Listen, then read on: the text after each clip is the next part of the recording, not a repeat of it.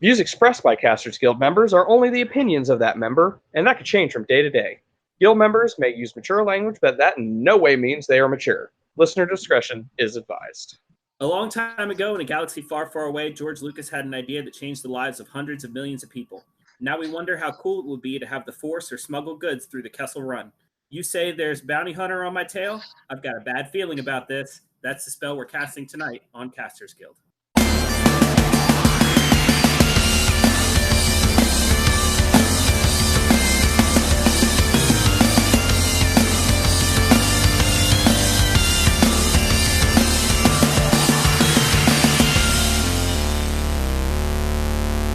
Thanks for tuning in to the Casters Guild. I'm the Guild Master of Production, Rick Perry. And I'm the Guild Master of Color Commentating, maybe? Baron Kane. And tonight we have on a new guild member. Feel free to introduce yourself. What's up? I would be an inductee guild member. My name is Brandon Baldwin. I Minnesota born, living here in the state of Tennessee.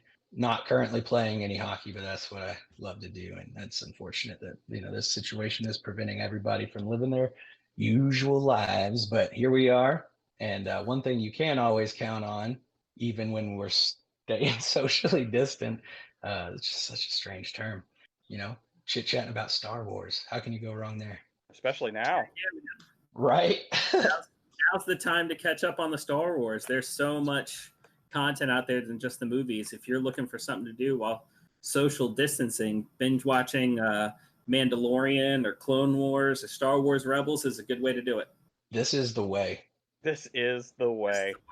Also, Rick, there's another line I think you should drop right now. What's the other good one-liner? The Ugnaught spoke it. Oh, geez. I honestly don't know what you're talking about right now. I have spoken.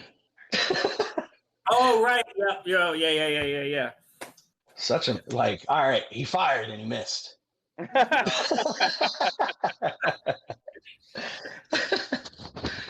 All right, so Star Wars. We're talking about Star Wars tonight. I think a good place to start would be, what was your first exposure to Star Wars? That is a really good opening question there. Good job, Rick. Absolutely. Yeah, timeline All right, and let's just continuity. ignore it. Let's just ignore it completely and move on.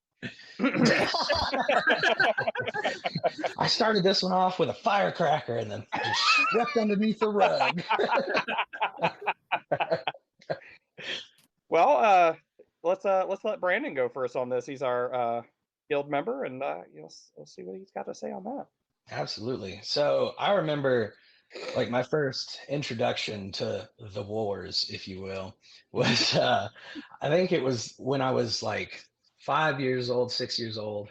I remember my mom had these old VHS collections. There was a 3 VHS box set of Episode 4, A New Hope, Episode 5, Strikes Back, and then Episode 6, Jedi Return. And I watched them until they basically didn't play anymore. I loved them so much. And I remember, because we had to go to Blockbuster, I think they were trying to see if they'd repair the VHS, but we just ended up buying a copy for the one that was messed up the most. So, but yeah, ever since then I grew up. I loved I collected all the figures, the toys growing up, had a lot of the Millennium Falcon and the AT-AT walkers. It was the best, man. It was probably one of my favorite things, one of my favorite memories from childhood growing up. A lot of it has to do with Star Wars. So it's always been near and dear to my heart. And I actually have an old Star Wars, the old Republic era Sith Empire tattoo right there. I got some plans for some other work as well, but that's yeah, man, it's always been just a big interest of mine, big love of my life. Very cool. Maybe we can figure out what you can kill so that we can put it down as your clan emblem. Yeah, absolutely. I've got to earn my coat. Right.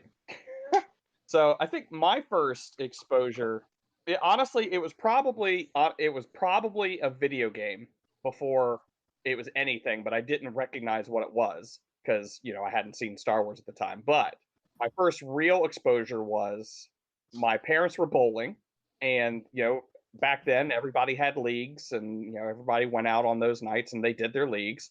And they would take their kids and put them in the bowling alley little daycare. And It's funny. I grew up in a very similar, like my mom right, did the exact same thing. Yeah. right, I yeah, swear to God, like for like 7, 8 years of my kids growing up, it was just like that. yeah. This is early '80s too, so it was a lot of wood paneling, a lot of smoking in buildings. Yep. Yep. We So grew up very similarly. Midwest though, man, that's it. Yeah, that's right. So they put me in there, and all the kids were already there, and I think it had already started, but it was The Empire Strikes Back. The Hoth invasion had just started, and I'm in there with my crackers and my Kool-Aid, and we're just watching that. It was really odd to me, especially considering I didn't see New Hope first. I saw this, so yeah, it was really good. I'm glad I went back and watched it again. Again, really young, but I think it was a good intro, especially considering everybody apparently loves that one the most. So yeah, that was my exposure. That's awesome. So with you guys, I kind of feel a little bit like an imposter. An imposter. So I'm not proud of this story that I'm about to tell, but this is basically the rundown. Show code, man. Show code. Back when I don't remember how young I was. I was probably elementary school, so like, third or fourth grade. I would bounce back and forth between my mom and my dad a lot because they were divorced. And there was a summer I was spending with my dad, and that was the summer where I met my new stepbrother. And he was 1 year younger than me, but Star Wars was his favorite thing in the whole world. And at that point, I was like, what's a Star Wars? And so they were like, okay, well, let's watch Star Wars. And they pulled out the VHS tapes. We watched them in order. Those are the ones that were out at the time. So 4, 5, 6. And I just don't think I was old enough to appreciate them at the time. I was just kind of like, oh, that was neat. You know what I mean? Like, I didn't really know what was going on, I don't think. But then later on, and like, here's the part I'm really ashamed of, episode 1 came out. And my stepdad at the time, I was back with my mom, was a big Star Wars fan. So he took all of us to see Star Wars. And I saw episode 1, and I was older, and I was like, that was the coolest movie I've ever seen in my life.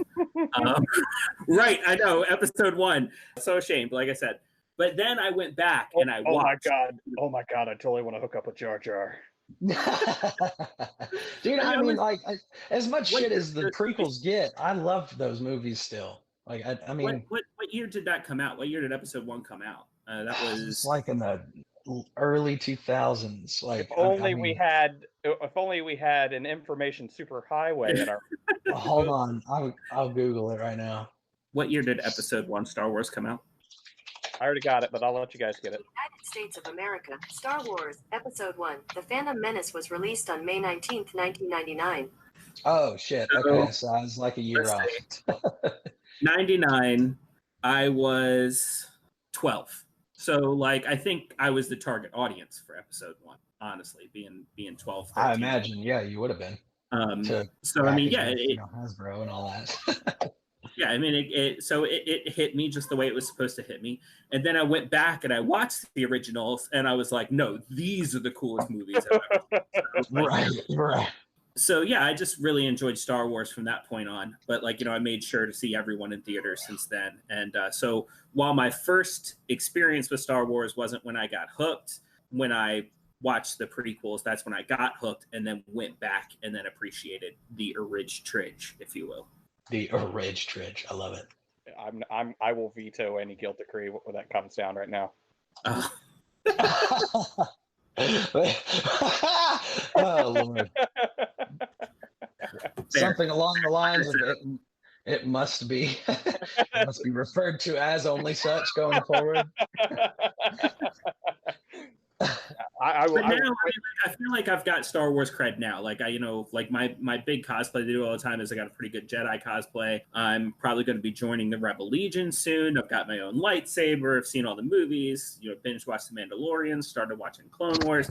Like I feel like I'm a little bit more. Well, let me tell you this though, and I'm not bashing what you just said, but especially for our viewers at home, when you watched episode 1 and said you loved it, that was all the cred you needed. You were in. Sure. I am not a huge fan of the original trilogy, but I can definitely admit that those were not made for me. Now, I will admit that those were made for George Lucas, but they were definitely not made for me. But the people that enjoy those, that's great. I'm glad. I am so glad that we have 9 movies that can encompass so many different fields of interest and enjoyment and love that we should all be able to come together in that. So I'm glad that those doors are open. It sucks that there are people standing in the way of those doors or trying to kick people out of those doors. But yeah, so like, because I don't like, what was the one called? I didn't like The Last Jedi at all. At all. But the people that do like that movie, I fucking love. I love that they love that movie because that means we have something in common still, even not liking the same movie. So yeah, that's a great way to put it. And like, I think that's good. That's something we're trying to do here at the Casters Guild, is stop that gatekeeping that seems to be in just about everything. I think we brought it up every episode at this point. Yep. So yeah, let's go ahead and tear down those walls. Yeah, it's something that's really important to me too. Yeah. But yeah, especially now that everything is going on, like, yeah, we need to, especially when you find something in common that you can share in a positive way with others, it's definitely a joy to be able to do that. And I mean, there's enough negativity going around without having to add into like, oh well, fuck you because your opinion on Star Wars is incorrect. Like, we all just like Star Wars, and that's right. That should, like, to your point, it should be enough. Right, exactly. Yeah, exactly. But what do I know? Oh, and it was funny. Before I forget, mentioning George Lucas, God, love the man. He's an interesting fellow. But I want to posit something now that, fight me on this at your own peril. Ewoks were directly sculpted or modeled from George Lucas himself. Put up side by side a Wicket and that motherfucker and tell me that those dudes are not, like, look at this shit. Hold on one sec. I might hate you forever now. I'm gonna Google. I'll Google it later. Right. You cannot unsee. No, you can't. You can't. And I'm sorry to have to do that, but I know this. Now you know this. And I might just have to find a picture and put it in the link description of this episode, just so people can easily click and go, yep, there it is. I think there's one on my phone that I edited because I was like arguing this shit with somebody, and I was like, no, look at Wicket. That was the only thing. Like, okay, this might sound somewhat hypocritical based off of, segueing off the previous topic. However, I was not belligerent or unkind, but I did get upset at someone arguing that point with me. But that's because it's just based on fact and science. You can't argue science. No, yeah. Except for Pluto being a planet. Pluto is a planet. Oh my God, thank you. Yes, Pluto is a planet. You can't tell me different. That's part of being a geek, though. That's part of being a geek, though, is being passionate about these things and having those discussions. You can do that without getting belligerent. You know what's funny absolutely. Too is I'm noticing that all the geeks are, I'm kind of, okay, you know what? This is a War in the Stars, so we'll keep it there. But I notice all the geeks support Pluto being a planet, and all the nerds don't. I blame Neil deGrasse Tyson. I mean, I do love him, but I can't, like, that's the one. I was like, really, Neil? Like, this is what is going to end it. This is our deal breaker, Neil. This is it. I was like, why? I loved you. The stuff you say sometimes, it's just like, so like. Don't forget the Star Wars episode. Welcome to our episode on Pluto. Pluto is a planet. our next one is going to be on Neil deGrasse Tyson. We're going to actually have Neil deGrasse Tyson on, so please don't. I will fight him. He's going to be the only guest to ever get denied membership to the guild. It's not even going to be an argument. We're going to get into fisticuffs. Queensberry rules. Just like invest in some halberds because you got to stay 6 feet apart. Oh, that's right. Or a spear, good spear. I have the katana from Bleach. That'll work. There you go. Yep. Social distance fighting. That's right. Yeah, I don't even know what it was called. It was a gift. Well, hey, weaponry is weaponry, my friend. That's right. So, anyways, I wish I had a weapon of of a more civilized age. Oh, well, let's all go to Disneyland.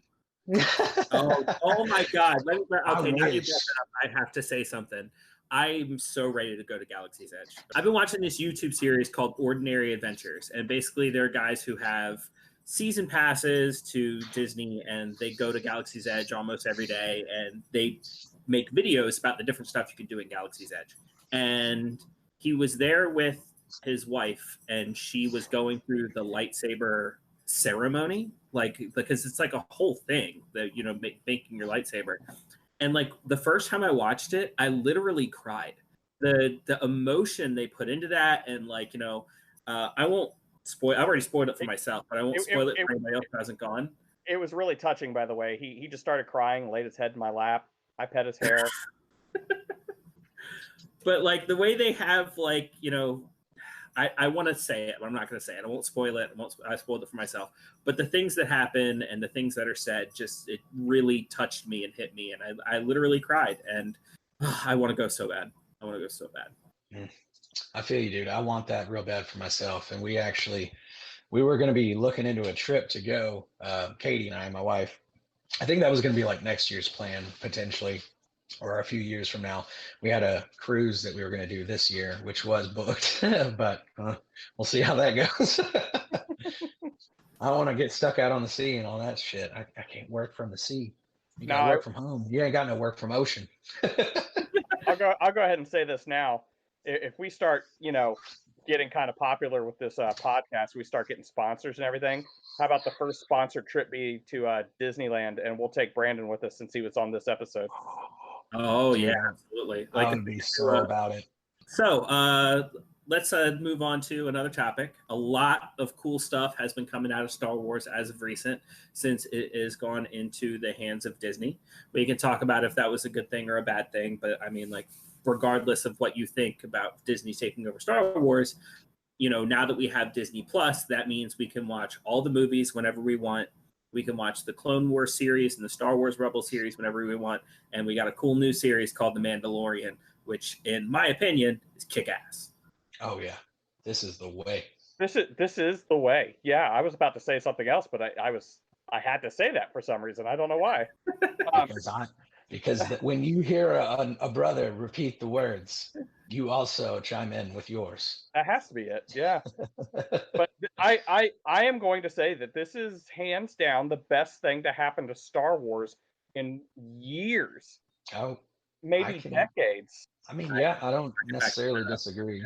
And I mean, primarily, I think, you know, if Lucas Studios and you know, things like, you know, weren't going well, and you know, I think Lucas Studios, well, they had Lucas Arts, they disbanded or sold to Disney before for the video games and stuff, because they were kind of getting out of that. Or there's some type of business merger that had to do with that. But anyway, you know, when they officially took them over, obviously a company like Disney, you know, has the resources to, you know, breathe new life into a franchise like that. And in any case, it kept it alive.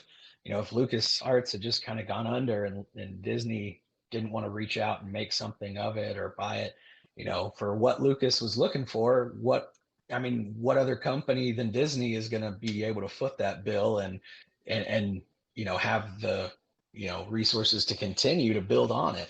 So I even from a standpoint of, you want to, you know, look at, you know, creative directions that may have differed because Disney was involved, or, you know, whatever argument you could make for that, I still think it was a positive thing because, you know, like you mentioned, the availability of all of these great Star Wars stories and you know, different collections of things that a lot of people may not have known about or had access to.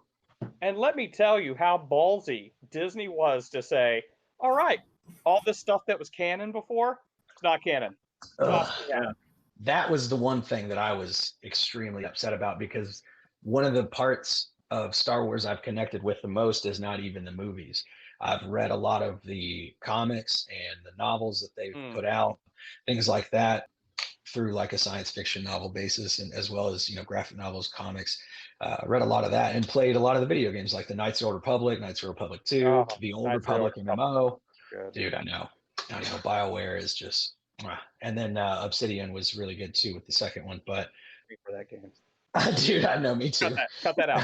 That's the reason I got that tattoo was, you know, because the Old Republic is my favored era Right. of Star Wars. So, Era. it's my favorite era my by favorite. far.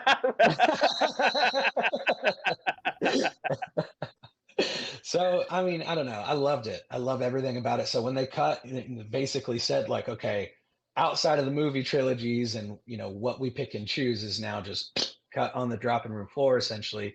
Yeah, it kind of sucks. It does leave open more options for them to continue it and maybe just take it different ways. They retell the story and maybe have a different outcome or something. I don't know. They can do a lot of things with it, but I don't know. I just hope that they don't, if they do reproduce it, like there's talks of, potentially somatic or, a series based off of like Revan and the Mandalorian Wars and stuff like that. A lot of the story that Knights of the Republic 1 tells. And I would love to see that, but, again, if they're going to take such a free creative license with it, I'm sure it'll be like the prequels and that I'll enjoy them for what they are, or even the third one, again, as much shit as the prequels get. Third one's one of my favorite Star Wars movies. It was good. Yeah. It was good. I mean, I don't want to fully segue on to what I think about Star Wars Episode 3, but I could go on a whole we'll have time. segment about that. We'll have time. We can come back to it. Oh yeah, but I mean, so I think that was the only kind of pain point in that, kind of merger, if you will. Mm-hmm. But we have gotten some really good video games since then. I mean, Fallen Order was oh my god, yeah, amazing game. I love that game. I couldn't put it down for a while. Well, if you notice, Disney outsources. I mean, it's happening with, we were talking about that other mobile game that I've been playing, and it's another property that's owned by Disney, Marvel. And, Disney Studios has consistently continued to like parcel off all these different, interactive entertainment, if you will, in the form of games, whether that be mobile, platform, PC, whatever. They've parceled it out and outsourced it on almost every level outside of just, management, creation, and publishing. Yeah, they know what they're doing. Whether or not they're making it themselves or putting it in the hands of the right people, as long as we get good stuff out of it, it doesn't matter. If what you're at is finding the right people to make the good stuff, I mean, props to you. Yeah, it's just strange that they just don't themselves have any interest in housing a game development of any sort. Like that's just something they're interested in licensing out, essentially, but maybe it's because they don't want to have the time or talent acquisition, requirements to get into, I guess, all of that. Yeah. I guess the whole Infinity thing, I don't know if I think at least a portion of that was somewhat in-house, and I think that maybe that killed it for them. I don't know. Yeah, poor Disney Infinity. I loved it. Yeah, it was good. Really cool figures. Yeah. Oh, yeah. I mean, to hell, the game was over, and I started. Actually, that's where I got most of my Star Wars Disney Infinities was after they closed the game, and they were like $5 figures everywhere. I'm like, yeah. oh, this, I'm going to get out. Yep, getting Han Solo, getting Chewbacca, getting Boba Fett, which my ass is probably going to repaint that Boba Fett into a Mandalorian. Ooh. Hell yeah, that would look sick. Oh yeah, I can do that too. Oh damn, I'm doing it. Anyways. Send us your pictures of repainted Star Wars figures. I need to see them. Cast@gmail.com. Send us your pictures. I used to do it all the time. I don't know if you're familiar with, God, I don't even Marvel. It's like a HeroClix. That's what it's called. HeroClix. There you go. When that game first came out, nobody fucking cared about Deadpool. Nobody. So I took a Shield agent, used some putty, turned him into Deadpool, slapped him onto a Wolverine base, and I had a workable Deadpool figure. It was great. Nice. Very ingenuitive. Yeah, still got that bitch too somewhere. Things are always somewhere. Anywho, Star Wars. I think there are Star Wars HeroClix too, so we're kind of there. Star Wars, get your Star Wars here. Which we were talking about games, and we were talking about Star Wars. One thing I really wish that they would have focused more on is tabletop games. There was really good Star Wars tabletop games. Like I love the D20 one. That was great. And what was the other one? It was the D6 system. Fantasy Flight? Nope. The one. Okay, no, they use their own dice. They use that weird dice created. Yeah, I didn't really like that one. I can't remember what you're talking about, but the tabletop with the die 20, I mean, that was Yeah. that was my first introduction to tabletop gaming. Yeah, no, the D20 Star Wars game was great. It was just great. My first ever experience with it is quite hilarious as well. It was a predicament. That's how I learned that, the dice are not always fair, and just because you can play somebody who wields a lightsaber doesn't mean you're just going up inside wrecking everything. Yeah. It's West End Games is the D6 version that I was talking about, which was the one I started out on, and it was great. And I think I played a Trandoshan Jedi, because I mean, why play Star Wars if you're not going to play Jedi?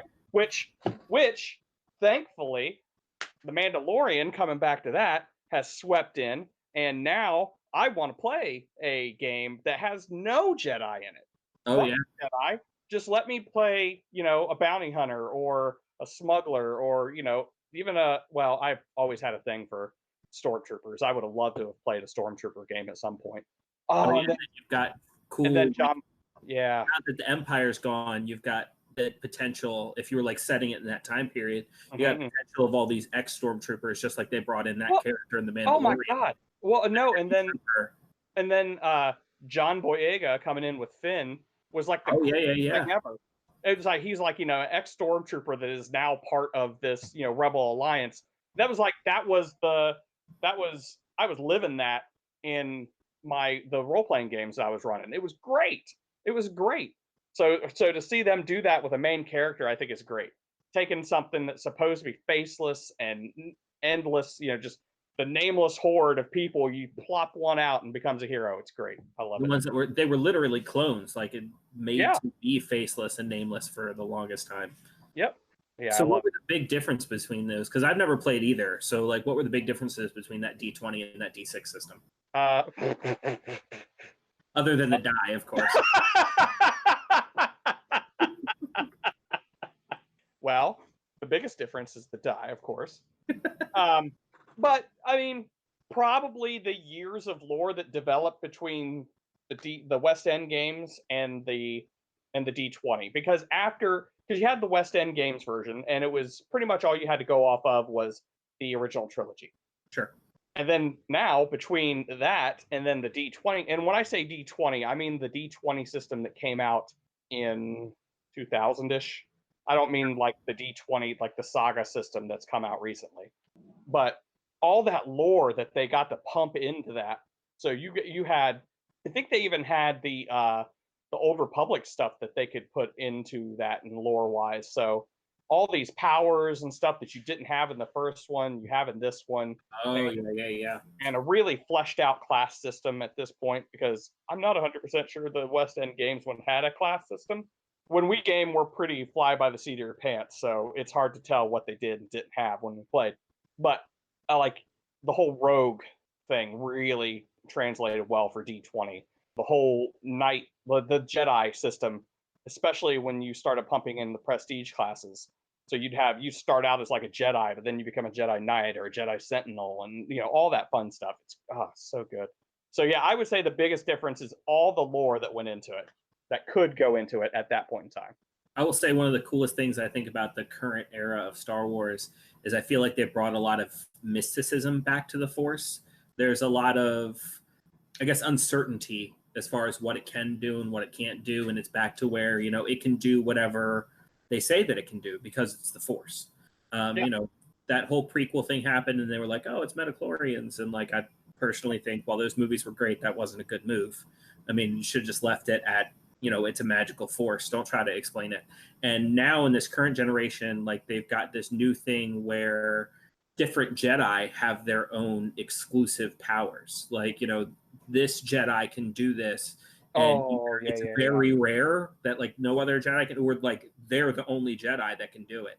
Like Cal Kestis in the Fallen Order games, he's got a force slow power where he can like slow down time using the Force, and he's got like this Force memories thing where he touches an object and he can read the memories of that object and the things that's been through. And we've never seen either of those powers in any of the movies that I recall. Yeah. No, I agree with all that. It and it seems like, I mean, those seem to be, maybe, you know what? Let's just throw a little bit of our lore in there, and feel free to, like, I'm not even gonna waste a guild decree on this, but I I would almost think that maybe that's what makes someone a master. Oh yeah. Because notice, like, only the masters had this special quirk, like something that they could do, Hmm.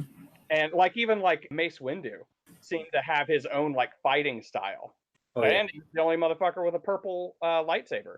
Yeah, he was definitely a fighting focused Jedi. Like his martial ability, he wasn't like, the guy who was going to be throwing around a whole lot of force powers, but his force energy, if you will, was poured into mastering the art of lightsaber combat, which is why he had that, unique purple lightsaber.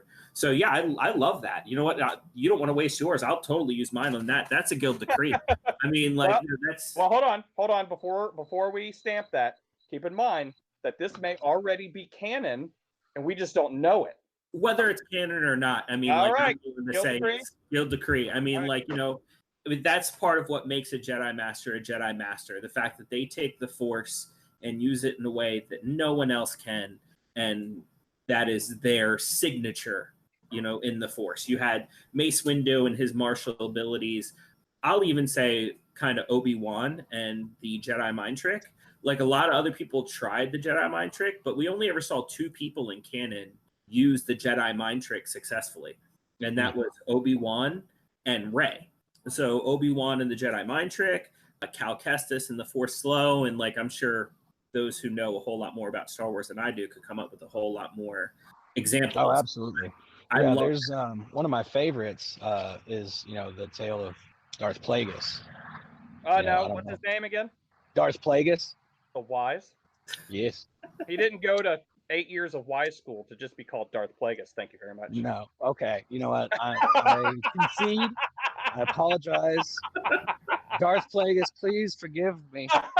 the Wise. The Wise. The Wise. You did it Darth again. Plagueis was. Yeah. Oh no, I'm failing so hard. No, he was. I'm pretty sure it was. I mean, it was him that was the legend of basically what you could boil down to a bullet point of the body snatcher, eh?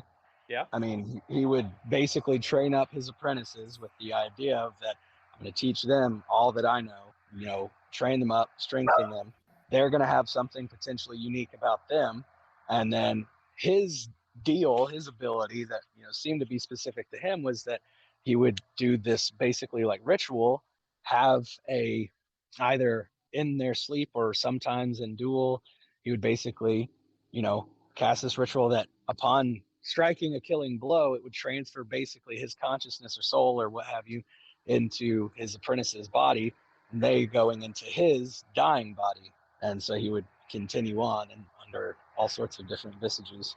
What a dick move. Yeah. He was a pretty dope Sith Lord though, the Wise. We're just gonna slap the Wise on everything now. Well, I mean, you kind of have to just to be safe, right? You got to. Oh, totally, the Wise. This is the way. The Wise. The Wise. Oh my God! It totally. I have spoken. The Right, Wise. The Wise. Do it. Do it. The Wise. The only one that would have actually even halfway made sense. Do it, the Wise. Stormtrooper.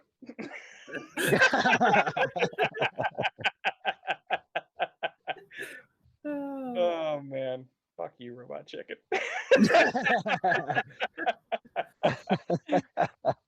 What do we think about all these new series really trying to connect everything together? So in The Mandalorian, we saw the Darksaber come in, which was from the Clone Wars. And I think it's in other parts of the lore, but as far as canon goes, the only other place we've seen, the Darksaber is in Clone Wars.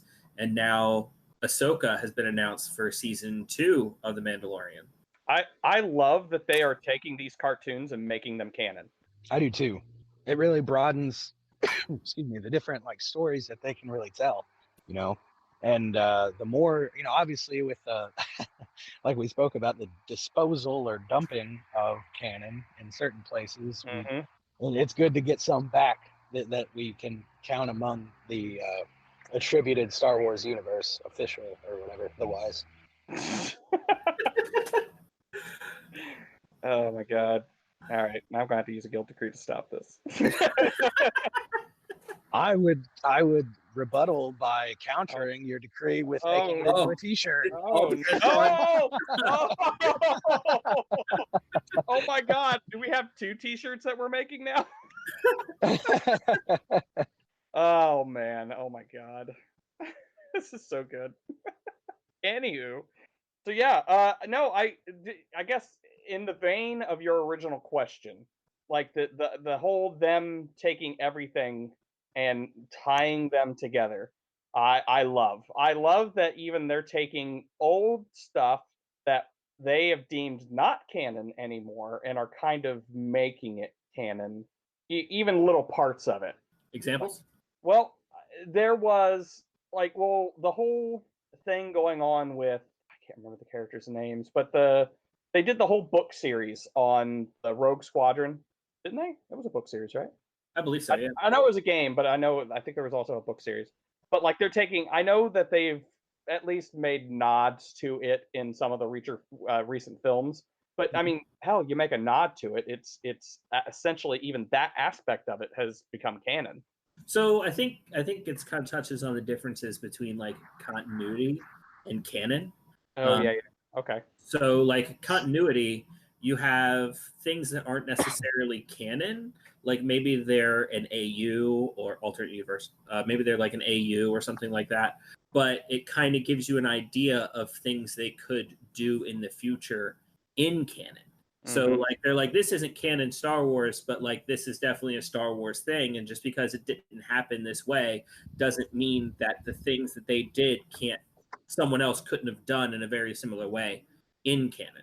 Okay, that's a fair point. But it kind of, yeah, it definitely supports your point that like they make these nods toward these things that weren't canon, and like, you know, they're at least saying, while not canon, it's definitely continuity, and like and that's how it starts. You know what I mean? Just because it's continuity, we could get it back into canon. That's true. Yep. And I think I also can appreciate like some of the directors that they're having come in that are doing these TV shows and doing these movies and stuff. Star Wars. Absolutely. Star Wars. So, from what I understand, it's been made canon now that the lightsaber colors actually mean something. Is this true, or am I reaching? As far as current like canon and everything else? Yeah. Well, I mean, I know they absolutely initially did. It kind of seems that way. They have they've held on to, you know, with Rey. Wasn't it Rey's that went green, or Kylo after he came back? It was green. Yeah. Okay. Yeah. Sorry, I was misremembering. Anyway, I've only seen hers at the end of or twice. Spoilers, which if you're listening to a podcast about Star Wars, you should expect to hear spoilers anyway. Right. Probably should have disclaimed. Sorry, but her lightsaber went like a yellow orange, if you will. Right. Yeah. Yeah. And I think, you know, that's along with Luke too. It was interesting. I think that was a little bit of their nod to like Revan's mentality and potential, you know, bringing that up. But, you know, with the whole gray Jedi idea, something that walks the line in between, but respects the power of both, and, you know, such and such. But, you know, to the original point, I believe that they do. I don't know for a fact. I could be wrong. Fact check. But I mean, they definitely did. I mean, you know, Blue was your guardian, which, you know, they all kind of they played to the strengths of the Jedi wielding it, or, you know, Force sensitive person wielding it. But yeah. Yeah, because I think it used to be like yellow, like at least in the games, like yellow was like Sentinel, wasn't it? Or something like that. Yes. The only people in Yellow is canon to Sentinel. carry a yellow right now are the Jedi Temple guards. So I mean, like, yeah, that makes sense. And Rey, of course, Rey. And Rey. But that kind of goes in, like, again, let's just go into the whole Sentinel thing. Sentinels were supposed to be kind of like the in between, like a Jedi Knight and a Jedi Counselor. Right. You know what I mean? They're mystic, but they're also able to fight. Right. They have both political or charismatic abilities or skills, but also have good fighting technique and familiarity. Which Leia would have been a counselor. Yeah, absolutely. But from what I understand, she went through the training, like the movie Leia went through the Hmm. training, but she gave it up or something like that. Yes, it was because, from what I recall, I believe it was she was, or at least alluded to. I don't know if it came out straight and said it, but I believe the reasoning behind that was she was having these force visions, in her sleep or dreams, essentially, that she interpreted as force visions. That she kind of saw what Ben would potentially eventually fall to, or that he would fall to the dark side, essentially, and the things he might become capable of. And so in order to try and distance the possibility of that happening, I guess was her thinking, she basically gave it all up. She threw her lightsaber as an unused tool into whatever, I can't recall what it was found in or whatever, but probably kept close by in personal quarters. But I mean, that was essentially, I think, her breaking point, her turning point, if you will. Probably had something to do So, with the fact that she wanted a romantic relationship and like to be a mother and to be a loving wife and things like that. And the standard Jedi way is so divorced from emotion. And Leia, I don't think would be able to see herself as an unemotional person. well, Like she'd at rather. at the same time, too, we're talking about a Jedi Order that was founded by Luke Skywalker. Was he even still forcing those things on I people? don't think he had kind of, I think his intent behind it, because depending on, see, this is where it gets a little convoluted too, because, you have the new continuity. So like the old school thinking was, he went to, I believe it was Yavin 4 and rebuilt basically what would become the new Jedi Temple with Kyle Katarn, which was another Jedi counselor at the time, Mm-hmm. within one of the only surviving ones.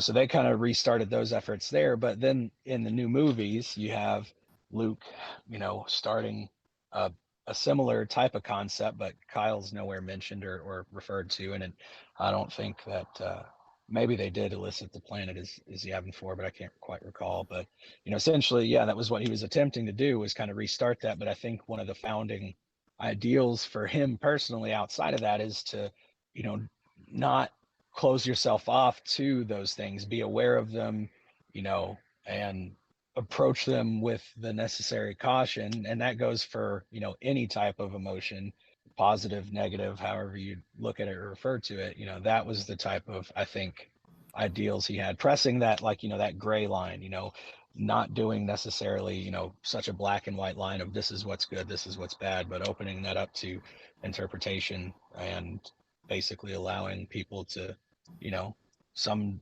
situations may call for drastic measures, and that doesn't make you not a Jedi, things like that. See, I got the idea, and I could just be wrong. I might have been looking into things a little bit too much. I got the idea that he was sticking a little bit closer to the original ideals because when the books, like the original texts, started to burn, like he was like freaking out, and he was like, how are we going to do this without the original way?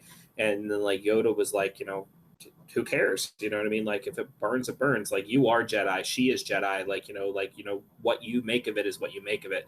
And like I felt like that was a lesson he needed to learn in those movies. So I don't know. Maybe, like I said, I was looking into it a little bit too much. But No, you very well could be right. I think up to a certain point, maybe, speaking specifically from the newer movies interpretation or telling of that particular subset of sequence of events, his time schooling, maybe he did try to heavier hand the teachings originally as, they were written or what have you, and sticking very literally to them.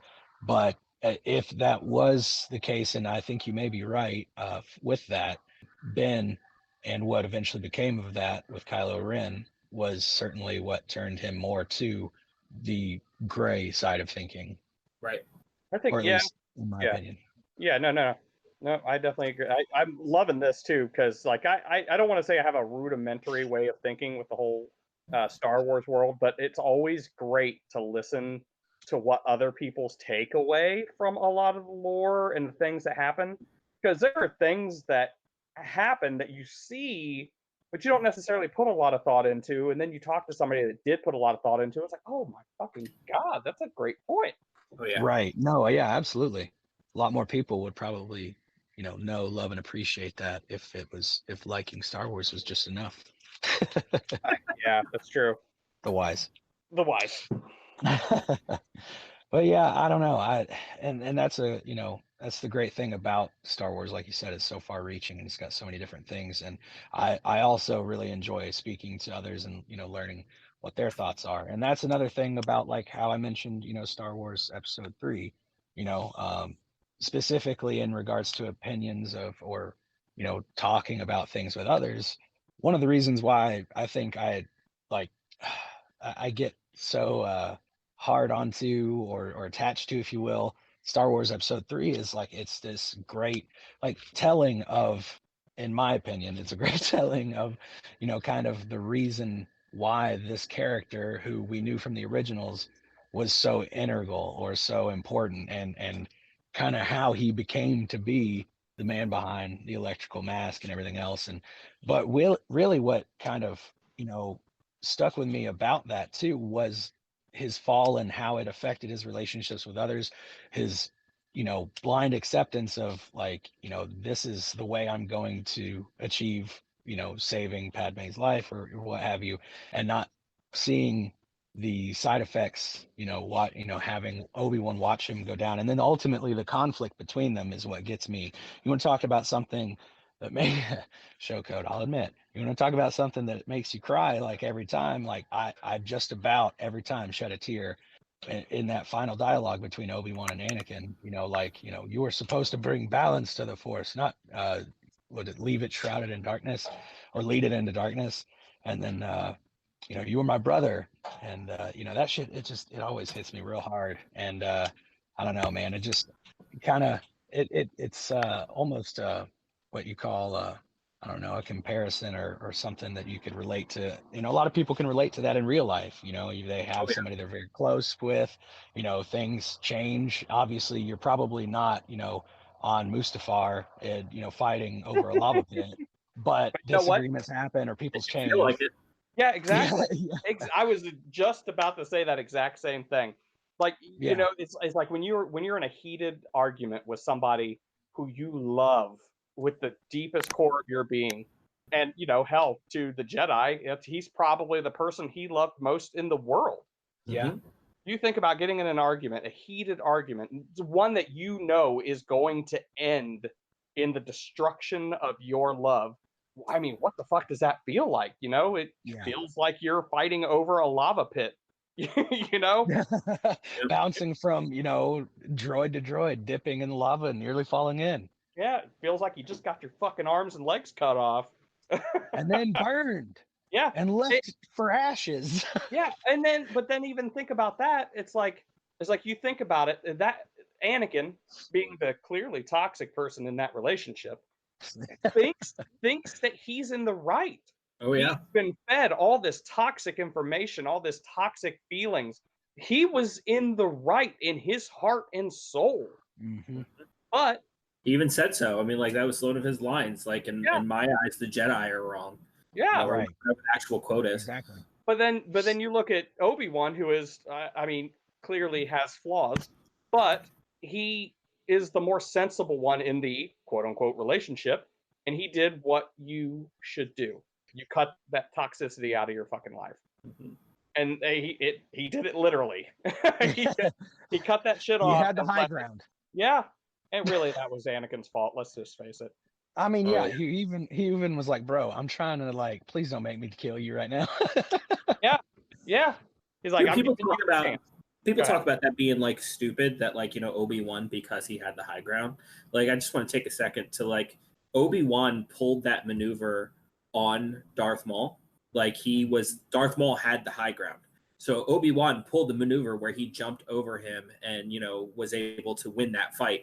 So Obi-Wan had the experience of, if you do this move, this is my move. Like, I know how to defend it. Like, I know, right. I know how to chop a motherfucker in half. Right. Like, I invented the jumping over a dude and flipping and like cutting him from behind. Okay. Like, you can't do this move to me. And tried to tell him, Like, I don't think that was dumb at all. Like, I think that was just fine. Like he just looks at him. He's like, "I am the floopty doopty cutter and halfer. That is the name of my move." Like, all right, Obi, we need to talk about this. Let's kind of source this out a little bit. This is my Jedi power. It's called the floopty alley-oop. I ran it through a couple groups. They seem to support it. Yeah, I'm rolling with it. You cannot change my mind. Not this time, Windu. Leading into it. Oh my god. Anyways. Yeah. But yeah, No, but when you look at, and I think that's a lot of the, you know what, I'll even go back to Neil deGrasse Tyson. When Full circle. Right. When he gets to these shows and these movies, these sci-fi and fantasy movies, and his go-to is, well, see, this isn't realistic because it's like, you know what, fuck you, Neil deGrasse Tyson. That's not why I watch these. I watch these for the journey. I watch these for the magic, and most of all, I watch these for the metaphors in these stories. And that whole fight on Mustafar is just a huge fucking metaphor to me. Oh yeah, no, 100%. Even more so now that we've talked about it. Yeah. To be fair, Neil deGrasse Tyson has addressed that before, and he's like, I love Star Wars and I love these other movies, and I enjoy them for what they are. Most of the time when he does that is because people come out and ask him. They're like, we need you to like go ahead and tear this movie apart as far as scientific accuracy. And like he's like, all right, well, I guess if it's what people want, you know, then I'll do it. But yeah, like he's come out and said that before. Fuck Neil deGrasse Tyson. Well, I guess he's never going to be on the show. Thanks, Brad.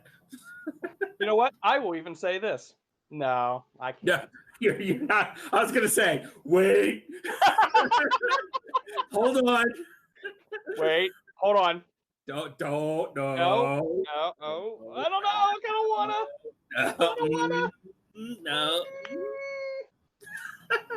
What? He's just not going to be on the show if I do this. That's all it is. Okay, I'll hold it. I will hold it. You hold. But unofficially. Hold. Unofficially. Fuck Neil deGrasse Tyson. Okay, go ahead. The wise. I will not hold the guild to that. All right. Whew. Star Wars, guys. I love Star Wars so much. It is. Now we just got to organize our thoughts. Right. How? Who is your favorite Star Wars character? You get one. Oh, what the fuck is wrong with you, man? You get one. If we want to continue the conversation afterwards, the other Star Wars characters, that's fine. But as of right now, for the answer to the question, you get one. You get one Star Wars character. Who's your favorite Star Wars character? Can I say one that I'm being facetious about first? Sure. Salacious Crumb, baby. But no, for real, like probably because of my attachment to the Old Republic, I'd probably have to go with like Revan or, you know, one of the Jedi of the House Shan, Bastila Shan or Bastille Shan. You know, they were very, very prominent characters or you know, people in those timelines and everything else. And especially Revan, he was, I mean, the driving force behind, you know, a lot of what happened. He, you know, basically said, you know, to hell with what the council says. And, you know, Malik and I feel that it's just to go and actually be a part of this galactic conflict that we're in with the Mandalorian Wars. And, you know, they won it for the Republic based off their actions and the people that followed them. And, you know, that to me was really cool. Yeah, they ended up getting, you know, turned to the dark side when they went searching for the Sith planet or homeworld, I believe. But they're just by far one of the most interesting characters to me. And I think a part of that too, though, is because when, and maybe this will change as the canon as it is now continues to grow and gets, you know, explored more or, you know, expanded upon.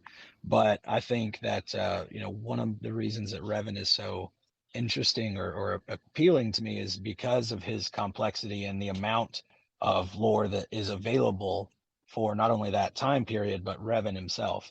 And, you know, a lot of that we didn't or don't have about a lot of the existing characters in the series, especially ones that aren't big names in the franchise. Like, you know, I mean, really, like think about the original trilogy, the Tridge. I mean, Bosk and IG-88 and Dengar, like these fucking badass bounty hunter gang that rolls with Boba. Mm-hmm. They get one like shot of or two shots of screen time around the huts. Like, what the fuck is up with that? And not to mention, obviously, Boba got played like a bitch. Let's be real like that. All right, What, 4 lines? that's something. Look, I'm just saying, anybody that likes Boba has to have gone off of some fucking novelizations or comic books. Because if you like Boba from the fucking movie, what's wrong with you?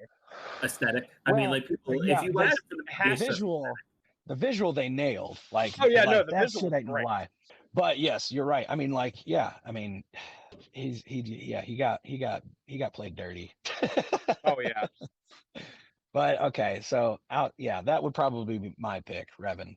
If I'm going, overall canon. If I'm having to go theatrical releases only, like the big 9, then 100. Canon. Right. Then if I have to go that way, then it's 100%. Oh shit! Hold on. All I can think of is Revan now. Darth Maul. Excuse me. Oh, okay. His race, the Zabrak, are my favorite Star Wars race. They really are cool. I like playing them in not Galaxies. I didn't like Galaxies. The one the Republic, the Old Republic. Yeah, the Old Republic MMO. Yep, that was mine too. Game too. God damn, I wish they had done more with that. So good. Me too. It was so good.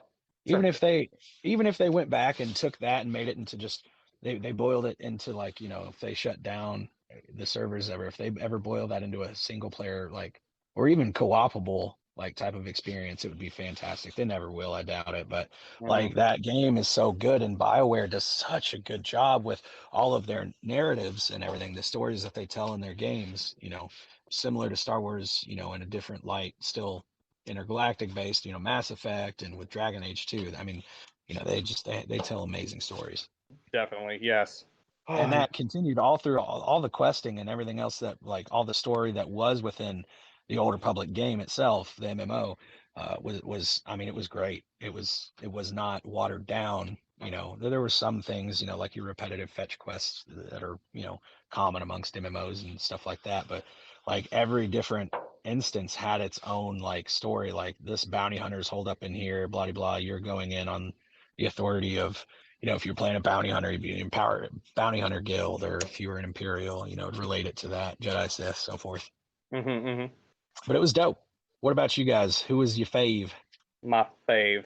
Okay, so I'm going to have to go with just as an all-around character for me aesthetically and what I like in the show or in the whole series, because I have one character I love who's just aesthetic, but all around I'd have to say Chirrut. Chirrut Imwe? Yes. He is a baller. Yep. Like I want a whole fucking movie on this guy. Well, I mean, it was fucking Donnie Yip, Ip Man. Yep, Donnie Yip. Played him? Yeah. But Donnie Yip, I guess, applies too because he was Ip Man. Yeah, sorry, Donnie Yen, who was Ip Man. Yeah, I love those movies; they're so great. But yeah, I mean, he was Chirrut Imwe in Rogue One. Excuse me. Oh, which leads me to another. You know what?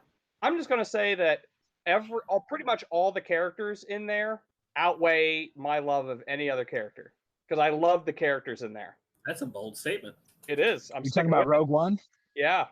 Just all the different characters in there. You're talking about like, oh god, what was that guy's name? Dal, the little rogue dude or whatever, the smuggler type. Oh, yeah. Bodhi Rock? No, no. It's Cassian. Thank you. I knew it started with a C. He had Cassian, and then his, droid companion. There's always like a lovable droid. That droid, one, is amazing. Two, voiced by Alan Tudyk. Oh my god, ever. One of my favorite actors ever. Oh yeah, of course, agreed. Also, the bad guy looked amazing. And let's face it, if your bad guy doesn't look amazing, you're doing something wrong. Especially in Star Wars. True. Especially in Star Wars, and it had Mads Mikkelsen in it. Truth. I mean, come on. Yeah, no, it was great. It was great. People gave it a lot of shit. Oh, it ended on such. It's like, did you not like hear Mon Mothra when she said many Bothans died to bring us this information? It's like, motherfucker, did you not know? No. Hold on. I'm not going to question your Star Wars cred, but that was the second Death Star. Oh shit, you right. Either way, people still died. Yeah. Yeah. But I mean, like neither attempt went, without, Right. without its issue. And then fucking Darth Vader going complete baller at the end of that. Oh, Oh Dude, my fuck. my God. god. Which I led straight into the opening for A New yeah. Hope. Oh my I God, it was so good. I have pleasured myself to that scene. Can we cut that out? No, I'm leaving that in. All 100%. right. I mean, we could cut it out, but I'm not gonna. Oh, gotcha. Okay. Yeah. You guys' answers makes me want to go off in so many different Oh wait, directions. hold on. Let's stick with the current question. Let me tell you my completely aesthetic one. Okay. Kit Fisto. Oh yeah, absolutely. That was a cool looking dude. Wasn't he though? Yes. Like I want to play that guy in a role playing game. Oh my god, what was that video game? There was a video game that came out that like you got to play as a bunch of different Jedi. Like you would pick the Jedi that you want to play. It was a bunch of the ones from the prequels, and like everybody had their different color lightsabers and the different way to fighting, and like you would just run through, and like it was like one of those like kind of isometric top down. It was on PlayStation 1. I don't remember what the game was, but like I will say if they made an Ultimate Alliance kind of game, that's kind of what it was. Star Wars. Oh man! Except it was all Jedi's, and it was Jedi's from the prequel. I don't know what it was called. It was on PlayStation 1, and like Kit Fisto was on there, and like he was one of my favorite people to play as. That and it might even been a Kit Fisto, I forget, but one of them fought with their lightsaber backwards, and like in that game, so they had like their own unique style that way. And like I would constantly play as that Jedi, and I thought that was just awesome. Sounds like Jedi Academy. Jedi Alliance, Jedi Academy 2, Jedi Alliance. Might have been. But anyway, there's a bunch of stuff I want to talk about now that I've heard you guys' answers. Let me go ahead and get my answer out of the way. And it might be a bit of a basic answer, but it's definitely Obi-Wan for me.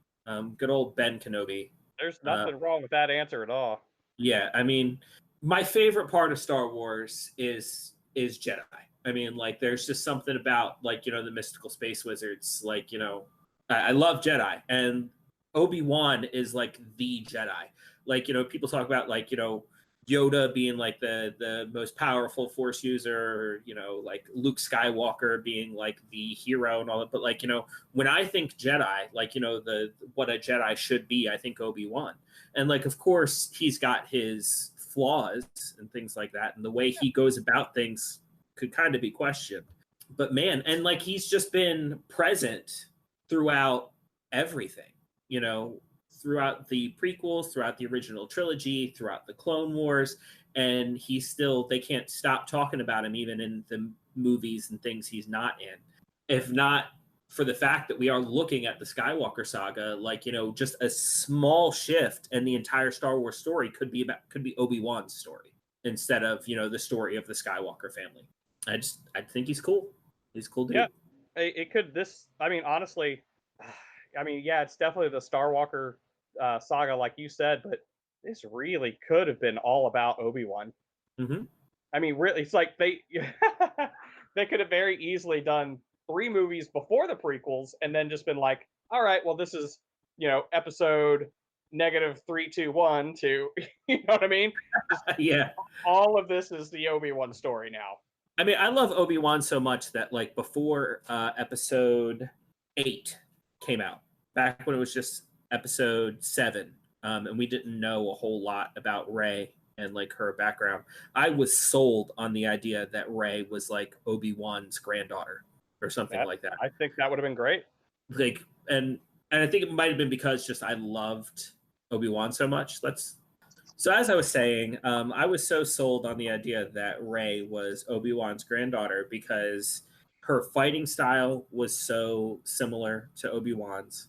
She was the only other Jedi in canon to successfully use the Jedi mind trick. The lightsaber that called out to her, while it was Anakin's and then Luke's lightsaber, the person who had it in their possession the longest was Obi-Wan Kenobi, while he was waiting for, Luke to grow up enough to give it to him. Plus the voice that called out her name, Rey, was Obi-Wan Kenobi's voice. He's the one who called from the lightsaber. And I forget how they did it. They took a voice clip of him from the original trilogy, and he was saying something else, but there was the syllable Rey in it. And They clipped it in order to have him call out to her. It's lovely how we can do things like this now. Right. Well, I mean, you want to talk about, we were just looking at Rogue One. I mean, restructuring, I can't recall the actor's name, Grandma, it but was like, yeah. Oh, that looks Grand Moff so Tarkin. good. Yeah, it did. It was very convincing. They Grand Moff came Tarkin right looked out of real as a motherfucker, dude. they came right out of the uncanny valley. Like they talk about how like the closer you get to looking like a real person, the creepier it gets because of that uncanny valley. But they shot right out of that sucker. Oh, yeah. They were like, nope, we look good. And that is funny because yes, you go down into that valley, definitely, but then once you get to that real, you start getting closer to this is natural. Yeah, they shot right out of it. Oh yeah. Definitely, in my opinion, the best example of like properly and well done applied effects, graphical, visual effect art and stuff like that. Yeah. And it's the Leia wasn't quite as good, but like still no. And isn't that funny too? It's like it wasn't. No, that was a different actress. But I've seen de-aging where they use the actor and de-age them, and it looks worse than taking a completely different actor and making them. You know what I mean? It's like, how did you do that? Well, I mean, another decent example, at least I think it looked. I mean, it was more so for me up the curve than in the valley. What was the Tony Stark de-aging? And the only reason why that was creepy is because it was so fucking good. Yeah. That was they hadn't made it out of the valley just yet. Like it was creepy because it looked so good. For me, it was creepy because it was completely out of the valley to me. Like it almost didn't even look like a computer image it was like anymore. Him back in A Scanner Darkly days doing this shit. No, sir. This was him. This was like 80s Downey. Like this was like back to school Downey. It was creepy because I never would have thought I would see that Downey in a movie again. And then here the fuck he is. Like, did they just take this from a movie clip? Oh God, no! This is real. What is happening? Yeah, it was so crazy to me how they did that. Again though, that's Disney for you. They're really they're pumping something. money. Yeah. Imagineers, man. Imagineers. So let's talk a little bit about some of the stuff that I wanted to talk about after hearing you guys' answers. Darth Vader. I mean, like you can't have a proper Star Wars conversation without stopping on Darth Vader for a little while. You talking about how like he had that badass scene at the end of Rogue One. I feel like in the original trilogy, and it was just because I think probably because what they had available at the time, they didn't do a very good job of showing just how powerful Darth Vader was and like how much you needed to fear him. Like the Star Wars has shown just how much that dude will wreck everything you love. Like in the end of Rogue One, and then the other example I'll use will be in Fallen Order. Like when you come across Darth Vader in that game. Once again, Darth Vader's in that game? Have you not played it yet? Oh my God. I sent Brandon, just a little disclaimer. I sent Brad my copy of Fallen Order when I was done because of how much I needed to play it. Nice. And I haven't got the chance to play it yet. Oh God. When you do, you can earmuff a little bit, but I have to talk about this if you don't want the spoilers. No, go ahead. No. I'm cool with it. But yeah, when he shows up in Fallen Order, like toward the end, like you're just like, fuck. Like I have to like everything else in this game, you stand your ground. Okay. Everything else in that game, everything that comes up to you, when you come against Darth Vader, you run. Like you're like, this is not something like when Cal Kestis feels the dark force energy coming off of him. He's just like, I know this is not something I can stand up against. And then the things he does in that, I feel like he's just bending reality around him just because it cannot withstand being within the same things, can't stand being in the same room as Darth Vader. And then Cal Kestis tries to throw an entire ocean on top of him and he just holds it. Like it's enough to distract him for Cal to get away, but like Darth Vader just holds an entire ocean from flooding into a compound. Like the amount of like, okay, one of the biggest Force things I'd seen up to that point was also in a video game. In the what's the one with Star Killer was in Force Unleashed. Unleashed. That was going to be my example for Darth Vader's power, but I didn't have the reference that the But new Force game. Unleashed, yeah, you see Star Killer pull a Star Destroyer out of the sky, and I'm like, that's it. That's the most powerful thing you can do with the Force. But like, if you actually like sit down and like, maybe my nerd is coming out a little bit in my geek.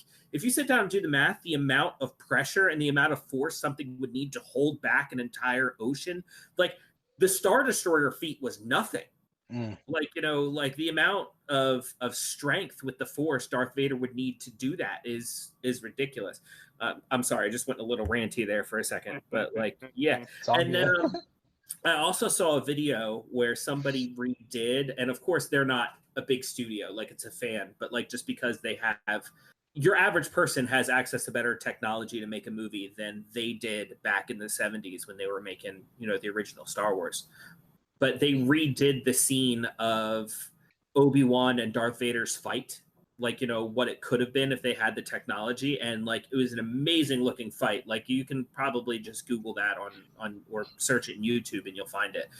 Amazing fight between Obi-Wan and Darth Vader. I wish it could have been in the original. And like, a lot of the scenes that they redo and the parts they remake, they put it in when the camera would have been cut away anyway. So like, you can kind of just make your own headcanon that is what happened when the camera was cut away. Nice. I saw a really cool fan creation of something similar about Darth Maul hunting down these particular like Jedi apprentices and stuff. It was really, really well done. It was really cool. The fight and the fight choreography was extremely impressive as well. The practical and visual effects were good. I mean, it was, I don't think it was like a big name studio. I think it was probably a fan project involved with people who were already working for like a somewhat smaller to mid-sized independent, studio, where they do projects on YouTube or what have you. Because of how well done it was, I would have to assume that they have at least, that amount of resource or what have you. But sure. I mean, it was pretty cool. They've got a lot of, and that's another thing, that's great about Star Wars is people love it so much that they have such cool creations that come out of their love for it. Absolutely. Just look at the 501st and the Rebel Legion. Yeah. The cosplay groups. I mean, they're doing excellent things. Like I found out, like I've been doing some research because I am looking at joining my local Rebel Legion. I just had to get a lightsaber first, which I did. We get it, Rick. You're cooler than us, okay? Damn. So, if anything, I've proved that you guys are way cooler than me when it comes to Star Wars throughout this podcast. But I needed a lightsaber, so I procured a lightsaber earlier this year. But then, of course, as soon as I got a lightsaber, like the whole social distancing quarantine thing happened. The Backstreet Boys thing. Backstreet Boys. Well, yeah, it's like we started my hockey season. We got I think it was one heartbreaker loss the first game, came back, kicked ass 2 games in a row, and then bam, America's canceled. But in my research into the 501st and the Rebel Legion, I found out they never charge for their appearances. They do it all, like technically they're doing it all for free, but what they ask you to do is they ask you to donate to a particular cause when they make their appearance. So if they show up at Star Wars night for the Nashville Predators, the organization for the Nashville Predators has to make a donation to the Children's Hospital at Vanderbilt instead of paying the Rebel Legion or the 501st for that appearance, which, talk about, geeks doing good, that's right. Absolutely. I think geeks have been really good at that throughout the years, giving back to the community. Yeah, which I think is great. Absolutely. Well, and it's not so much the case in anymore, but it feels like probably, and maybe our generation will be the last that really truly felt that way, maybe, or maybe not. Maybe it'll be split in some way. But, as far as geeks, nerds, and not getting a very pleasant social experience growing up in many cases, maybe, we know what it's like to be the little guy, man. We know what it's like to be the one who gets tread on or gets to eat last or whatever. You know what I'm saying? Now, I will say this. I think that era is over. I do too. Era of the popular kids picking on the nerds and the geeks, because nerd and geek is mainstream now. However, Mm. the tide has shifted. Now we have geeks and nerds bullying other geeks and nerds because they're not as geeky or nerdy as them. Yeah, that's that gatekeeping, that classic Yeah. geek. You So have to it's like- prove your nerd cred or your geek cred nowadays. Right. Oh, jeez. That's So not it's like- okay. me. I have been a geek long enough to see the tide turn the other way. Right. And it's disgusting. So it's like You either die the hero or live long enough to see yourself become the villain. it very much exactly. Because like I would have been considered just geeky as fuck growing up. Because I watched Star Wars, I read these fantasy books, I played D&D. Now I'm a fucking casual. Yeah. You Yeah. filthy You know what I mean? cash. I So feel it's like- that. Feel that So, hard. I try to talk to these nerdy people, and they're like, "Oh, you don't know shit." Da, da, da, da, da, da, da. It's like, well, first off, you're 20. Second off, settle the fuck down. We're all having fun here, and it's so bad. Understand, please, new nerds and geeks, that you are standing upon the shoulders of giants, and we are the giants whose shoulders you stand upon. You stand on the shoulders of giants upon the underwear that is stretched across their head. Well, I tell you what, I was trying to save this, but There I'm it gonna go comes. ahead and make a guild decree that Baron does know his shit, Boom. and he is geek enough or Oh my- nerd enough. Okay? Guild And decree. fuck anybody who says any different. I mean, most of them are gross, so I don't want to.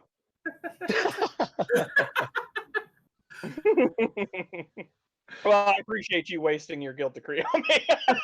Well, I wouldn't call it If- wasting. if I'm gonna fall on a sword, I might as well pick a sexy one. You know what I'm saying? So you're falling on my sword? Oh, I thought you would fall on my sword. Well, what about I fall on your sword and then you can fall on my sword? Or no, what about this? What if you fall on my lightsaber and then I'll fall on your lightsaber? You know what I'm saying? We can make a double-edged lightsaber. Or you could just like, Just- well, you know what? Why don't we just hold our sabers in each other's hands for a little while first, just to see how it feels, and then we can just go from there. Okay. All right. Okay. You know what? I'm good with that. Awesome. All that staying in. Just letting you know. That's quality content right there. Settle down, Richard. We've got 2 more hands, okay, buddy? 2 more hands. If your lightsaber is not large enough, store-bought is fine. Hey, you know what? I don't care what anybody says. Short hilts are more strategic, okay?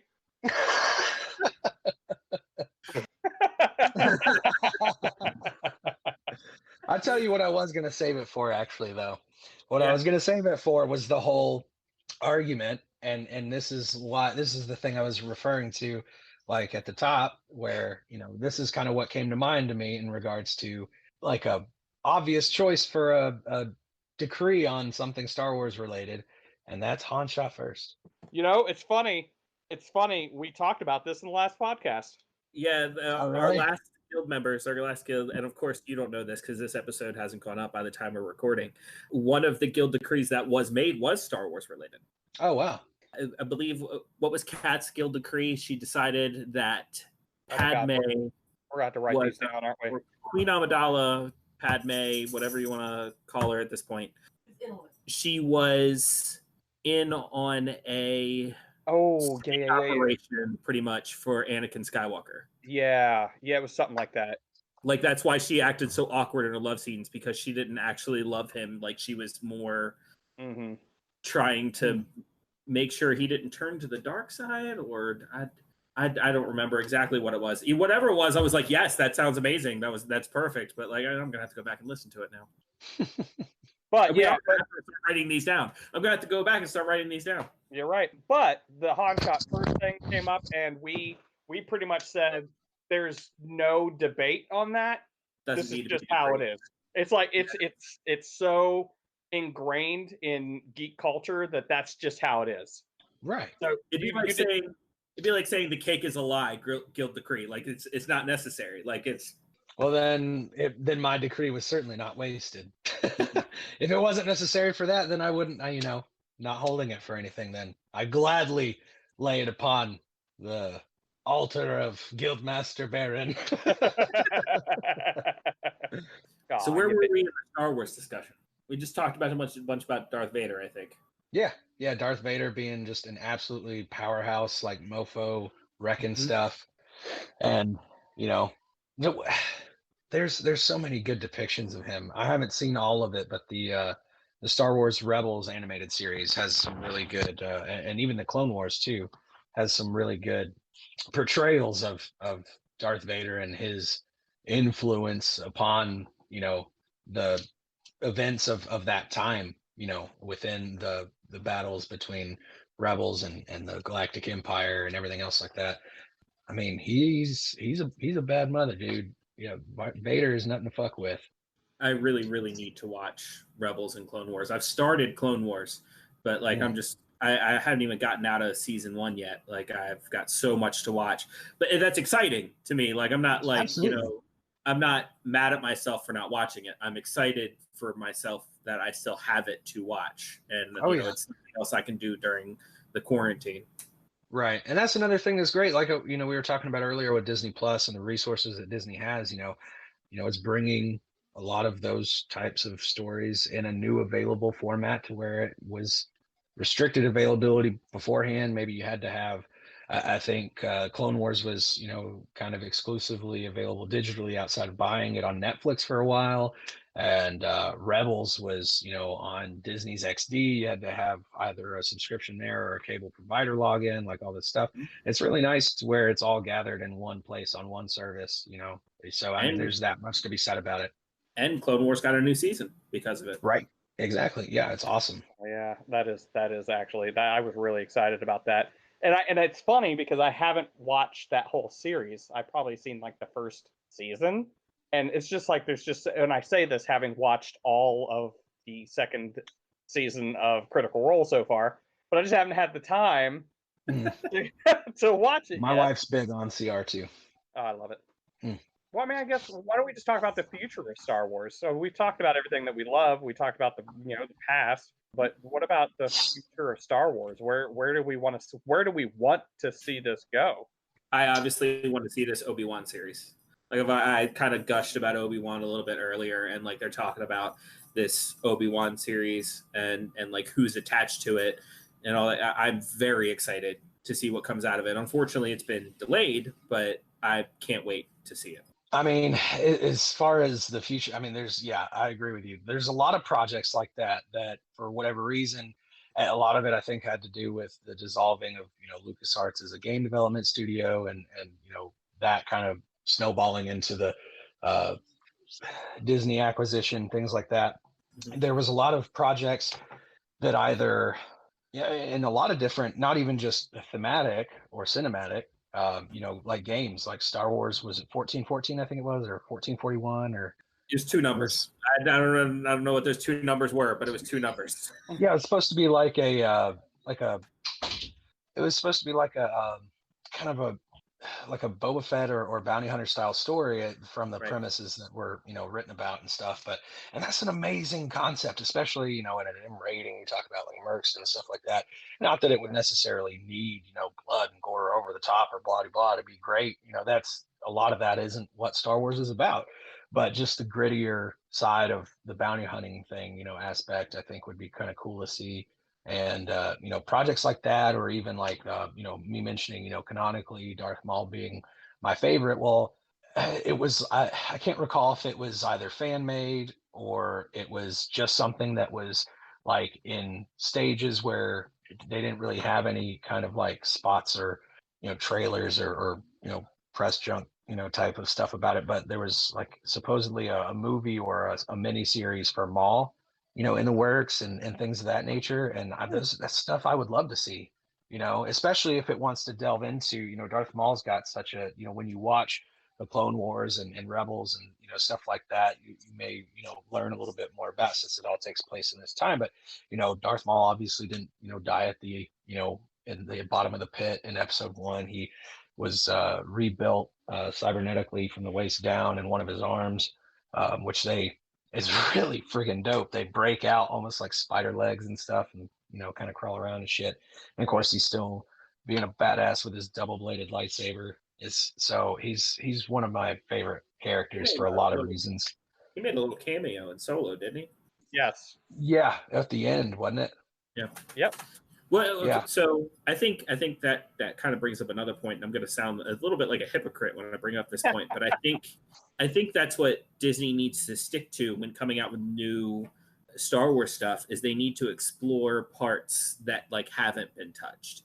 So like the Mandalorian, obviously, that was a whole new story, like that had nothing to do with anything other than the Darksaber showing up at the end. It had nothing to do with anything we had seen up until that point.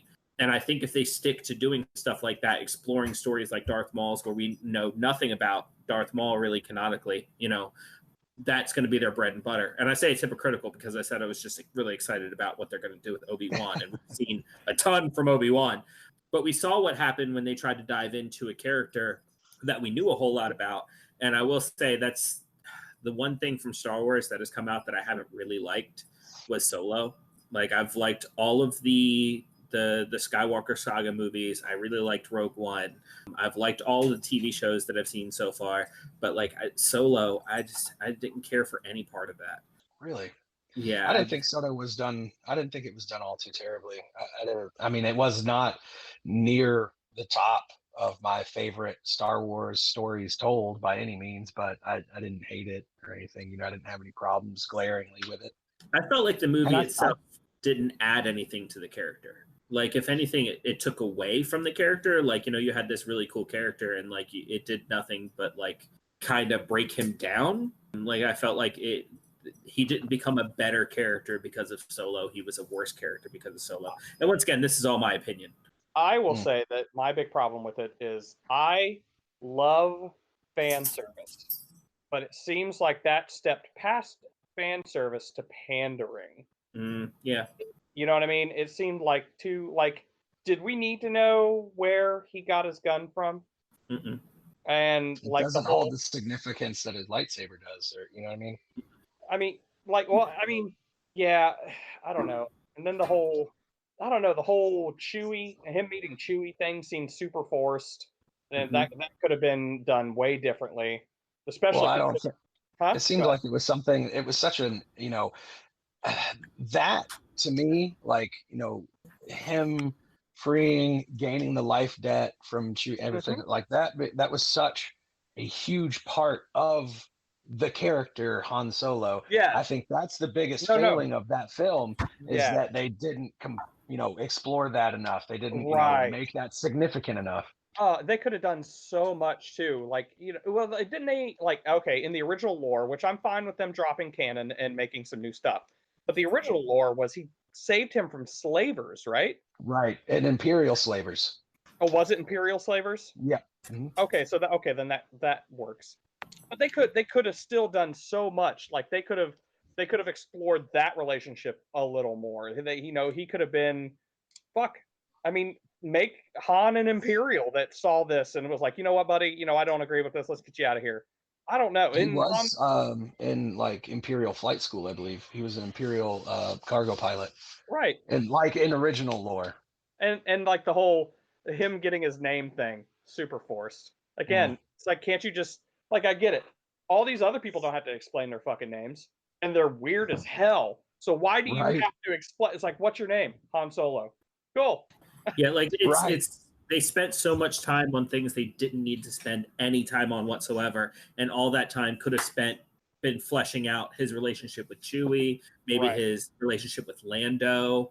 I felt like the other romantic interest in the movie was completely unnecessary. Yeah, like I felt like I sound so bad because it's like, we don't need that female character in that movie. It's not a sentence I should say, but like, they could have taken that same character and done way more with her other than make her Han Solo's original love interest before he met Leia. Like, we did not need another love interest before he met Leia. They could have just made her a badass character and did way more with the female empowerment for her than just make her, she just loves Han Solo and Han Solo loves her. Yeah. I mean, okay. Basically, I could go on and go into what I didn't like about that show. there were a lot of stuff that there were a lot of things I did like too. So I mean, it's not a completely for me, it's not a completely throwaway movie. But there was just stuff I just couldn't get behind, and I think that, like, fuck it, let's just get Donald Glover and do a whole Lando movie. I'd be down for that. My God, right? I think Donald Glover did an amazing job as Lando. Yeah, that's probably the best He's part got of that movie, suave. honestly. right? Like we'll just start it out. He's fucking the Millennium Falcon, and then he moves on because that robot clearly wanted him. So why not? Let's just start that out. But yeah, but yeah, my only point is, if you try to take a beloved character like that beloved, and you try to make a movie explaining more about that character, you're just going to end up, I hate to say it this way, maybe like this is too broad of a stroke, but in my opinion, you're just going to end up failing. Right. Well, not only that, when you're trying to explain things about that character that you don't need to fucking explain, like his name, like his gun, it's like, do we need that? Sure, we got porgs out of it. That's great. But we didn't need to see this, this heist that went horribly wrong for zero reason. Mm-hmm. I don't know. I mean, I think that was a big point for me as well. Like, I guess this still is somewhat relevant being, tied underneath the Disney umbrella, but, referring to the Marvel movies, I think that's when it really kind of picked up for me as far as quality or my level of interest is when they quit. I mean, you said it well yourself earlier, Baron, that, quit pandering to the audience as far as like, okay, we fucking know who Captain America is now. Like, can we see a little bit about what Captain America does as opposed to like, okay, yeah, super soldier serum, like fucking Red Skull, Hail Hydra, like, let's fucking move past that. Right, we don't need to make 6 movies retelling that same shit. Yeah, if they would have, okay, my God. Well, you know what? Let's just do Marvel movies in the next podcast. But I'm just gonna stop here. I'm gonna just throw this out here. If they could have completely skipped Captain America: The First Avenger, started out the Captain America movie with him, like the end credit scene for Captain America: The First Avenger, started out the movie with that. When he was thawed, yeah. Right, thaw that bitch out, and then just be like, "What's happening?" Like, I don't know, Beefcake. Once you get in here, we'll tell you what's going on. If you need You're Captain to America Wu-Tang forever.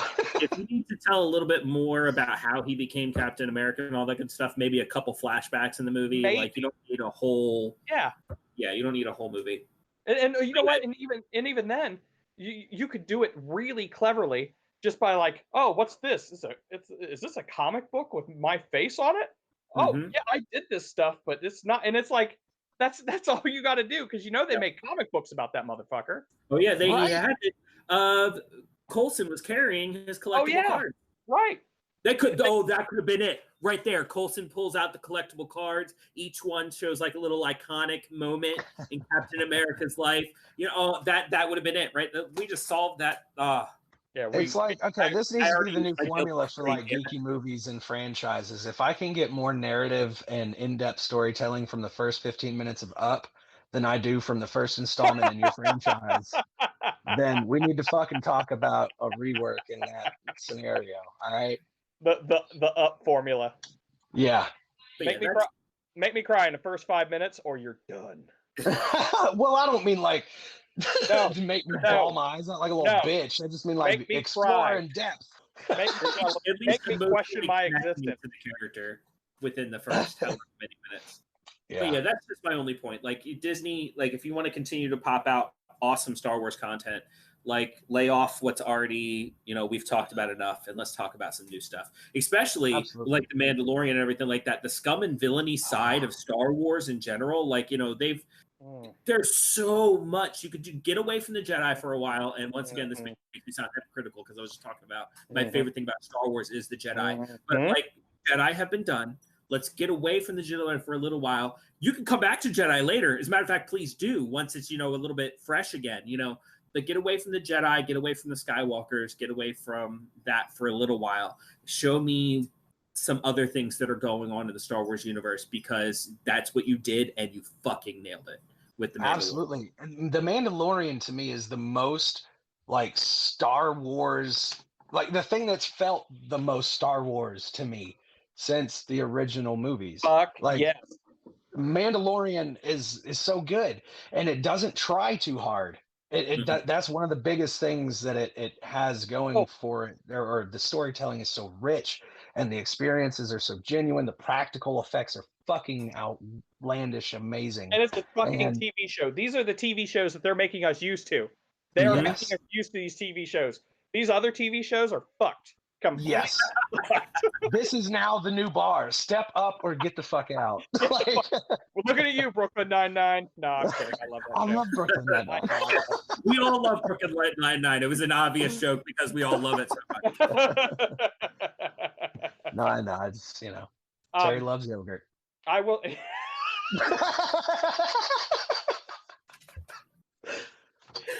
Look, you can kill all three of us by just saying Terry loves yogurt. That proves it. Oh, next episode on Nine. But yeah, I mean, I want to see more of the Mandalorian and all of the things that it did so well and brought so well, and one interesting thing that there was a lot of theories and theory crafting that could be done about the Mandalorian, because it wasn't spoon feeding us the fucking story. We were learning a lot of things and picking up as we went along, and right now. Too. Right, yeah. I mean, there's so I don't even technically know where in the Star Wars timeline, like dead set, this is supposedly taking place. Obviously, it takes place after the Clone Wars, but like we've got these really influential Imperial officers and stuff, but is like, is this before? It's got to be before, or like prior Death Star? Like, like I would imagine so. It looks like it's definitely taking place in between. It's got to be after the fall of the Empire, but before the start of the First Order.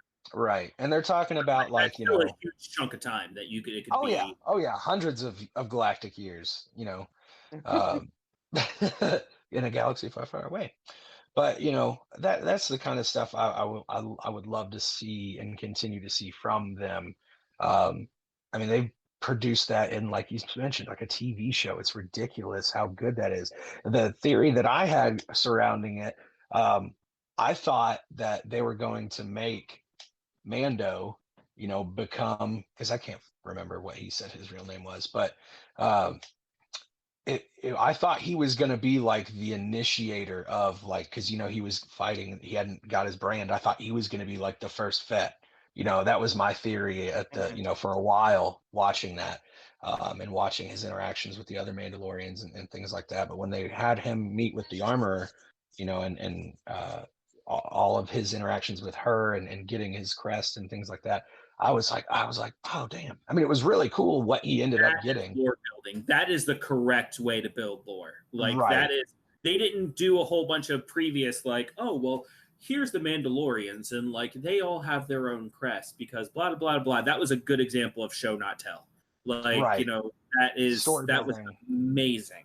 Yes, agreed. And then I don't know about thoughts or what the theory's on about, like, the child. There is supposedly, what, I can't remember his name, but one of the primary writers or show producers is saying, like, debunking the whole, like, this is, Yoda. Although timeline wise, it could, technically fit, because while the primary name of Yoda's species isn't regularly known or spoken across the galaxy, his species does live for, like, I think 800 to 900 years is a typical lifespan. And so and that brings up another fantastic point. One of my favorite things about Star Wars, sorry, I don't mean to rattle on, but my meds for the day are wearing off. But get it out while you can. I know it's just one of those things where, like, Star Wars has such an incredible wealth of interesting and really well thought out and well designed characters and within all of their alien species.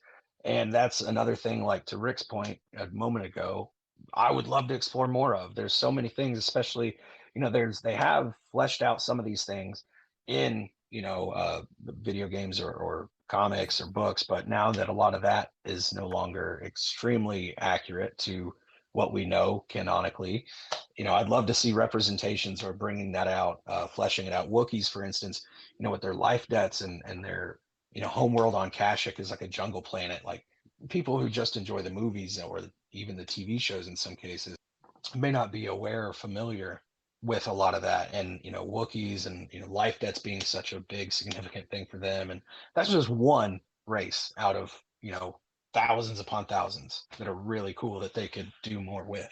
I'd love to see more of those alien races show up at Galaxy's Edge too, like in the parks. Like they've got Kylo Ren and some First Order troopers and Rey and a couple Rebel Alliance people running around, but like they're very sparse on the more alien looking characters. And like I imagine it's just because it's easier to throw somebody in an alliance jacket and just be like, hey, go play that character, than it is to craft an entire alien head and makeup and stuff like that they'd have to wear throughout the parks. But that being said, I know in a Disney park they can do it, and like it's probably coming. I hope it's coming. Like I hope they just didn't. They wanted to open the parks and like more will come. Like they always build on what they already have, right? So hopefully more alien characters are coming. But I'd love to see more and more stuff. Like I'd love to see Galaxy's Edge evolve as like not just TV shows and movies, but I'd love to see the park evolve and see what else they come along with in the future of the parks as well. I mean, that's a legit thing. Yeah, it's like I know what I was originally asking. It was, hey, what kind of shows or movies do we? But that's legit, though. I mean, that is part of the Star Wars franchise, and I would love, yeah, definitely. I mean, obviously, I'm not someone that gets to go there every year. Living in Ohio with not an expendable income of $5,000 yearly, but that's legit. I mean, they do it with like Universal Studios and the Harry Potter place. They put out all kinds of cool stuff there. So yeah, they got the money to do it. That's Disneyland and Disney World's gonna be the place to be here a little while. Oh yeah, there's a battle between those two parks that are coming, and the winner will be us. I mean, like you've got all the Galaxy's Edge and all the Marvel stuff coming from Disney. Universal's getting a whole Super Mario. Yeah, it's already opening in Japan, and they're coming over the States too. They're gonna have like a whole Super Mario World as part of their parks. Yeah, like I said, they're about to fight back and forth, like who has the cooler stuff, and like the winner will be us because we get to experience both of them. Oh yeah, definitely. What about you? What a future of Star Wars? What are you looking forward to? Well, I mean, I kind of going along with Brandon's idea. Like I like gritty. That was the word that kept running around in my head too. But I would love to see them, and I know they talked about this at one point in time. I would love to see a kind of like a underworld, not like the vampires and werewolves, but like Sure. Black market kind of dealings, criminals and stuff. Let's put it on Coruscant and just do like just an underworld type thing, and we won't ever have to see a Jedi. We wouldn't ever have to see a Jedi. Mm-hmm. But we get to see the seedy underworld aspect of Star Wars, and that would just be great. And I'm not even like I love the villains kind of person, but this would be just great. Like even do it, the main character is like the Star Wars equivalent of a private eye or something, Yeah. And it'd be so good. And you would never have to leave Coruscant because it's so big.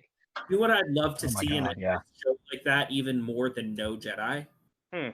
I'd love to see a Jedi show up, like a Jedi apprentice or a Jedi master, doesn't matter. Like just a guy with a lightsaber show up and like just get completely put in his place. Like this is not your world. You know what I mean? Like he tries to speak up on something and they just go like, shut the fuck up.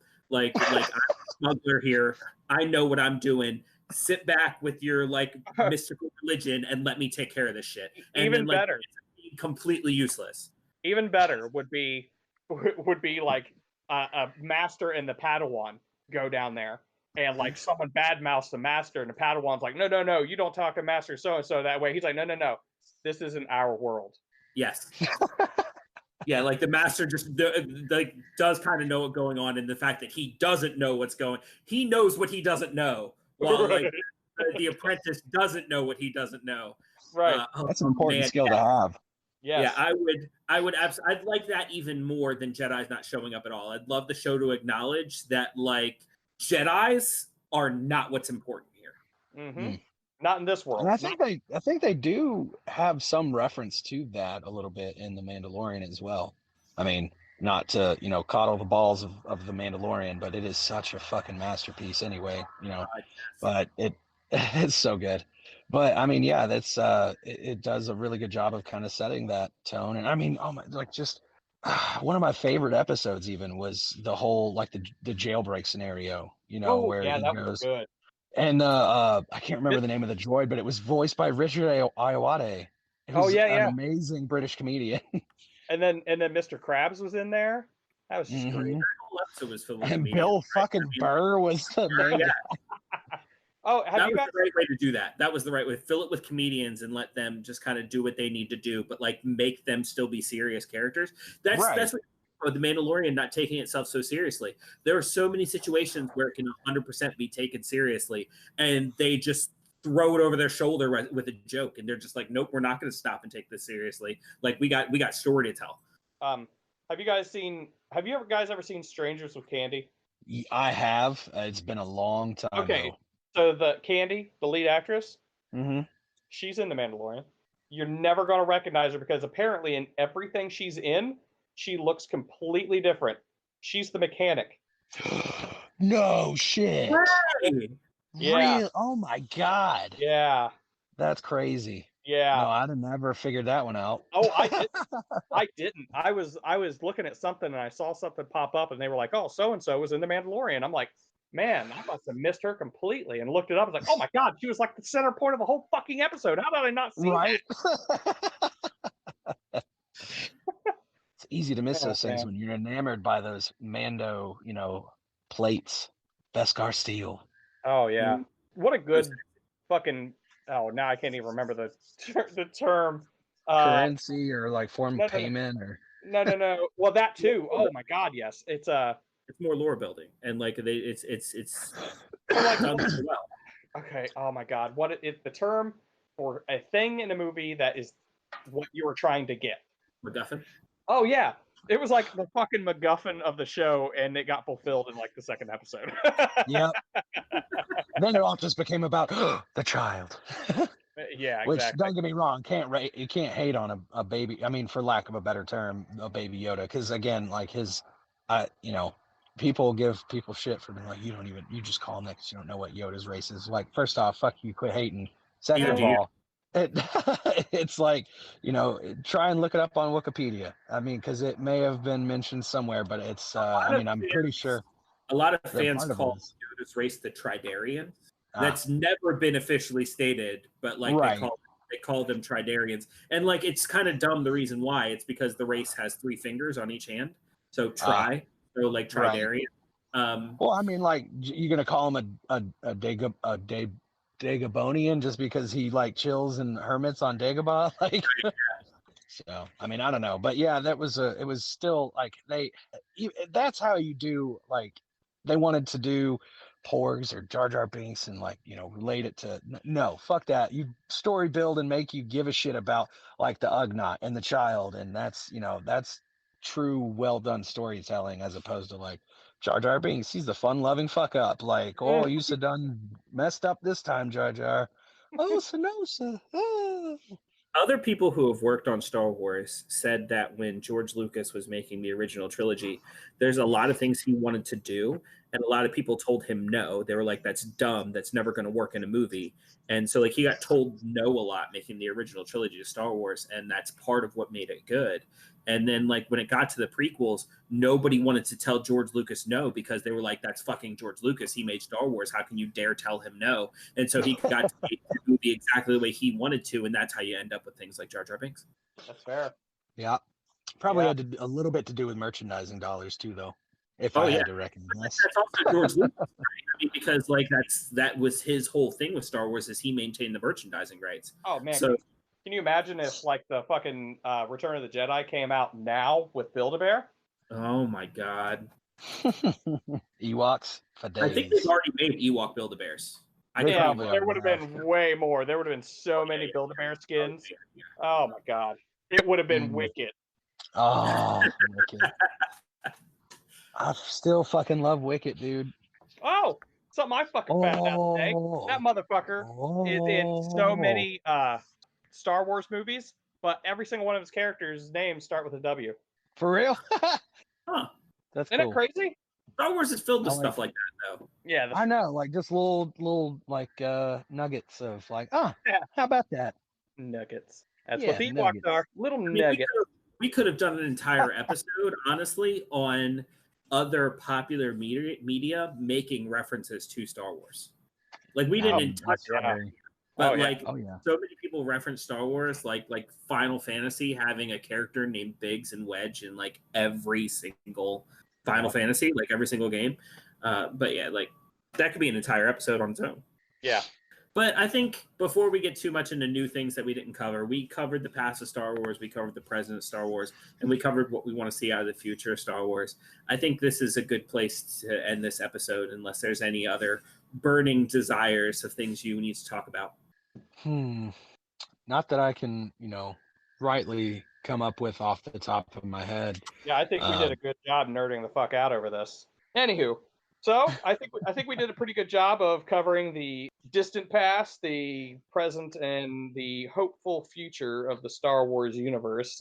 This was less a podcast than it was a self-pleasuring episode of Three Geek. I definitely had a lot of fun. I can't wait to talk about Star Wars again because it's going to happen. Absolutely. Yeah, hopefully you guys enjoyed just listening to us geek out about stuff, because that's pretty much what all future episodes are going to be.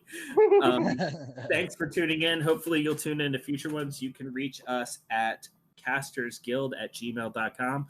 Please reach out with any questions, anything you might want to say. We'll probably read your stuff on the cast. Also, we do have more social media coming out here very soon. We're all working on it right now, and hopefully you'll get to see us on, Facebook and Instagram here really soon. Just check for links in the description. Yep. Bye, everybody. Bye. Oh, I didn't use my guild decree. All right. Hey, bye-bye. Bye-bye. Bye-bye. Bye, guys. Bye. Thanks again. Bye. Bye. I said bye last. I'm sorry. That was your decree. You used it on bye. The wise.